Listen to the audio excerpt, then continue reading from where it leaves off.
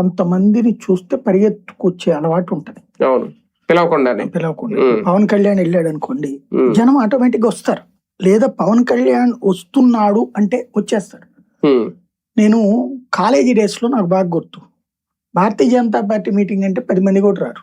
Even మీరు ఇప్పుడు కూడా చూస్తే ఇప్పుడు ఈ మధ్యన కొంచెం గ్యాదర్ అవుతున్నారు.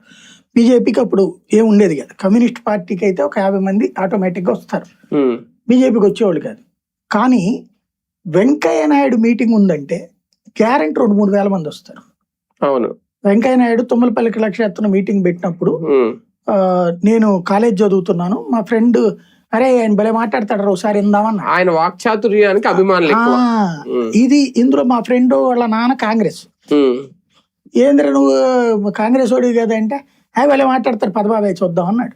ఇప్పటికీ మనం కూడా మనం తెలంగాణ కాకపోయినా కేసీఆర్ చూడాలంటే ఆయన మాట్లాడే మాటలు ఇవన్నీ ఒక మాస్ అభిమానం అనేటటువంటిది అది సంపాదించుకోవడం ఒక అదృష్టం నిజంగా. అవును, అది చిరంజీవి కాంగ్రెస్ లోకి వచ్చాక పోగొట్టుకున్నాడు. అంతకుముందు చిరంజీవి ప్రజారాజ్యం పెట్టినప్పుడు జనాన్ని చూశాను నేను.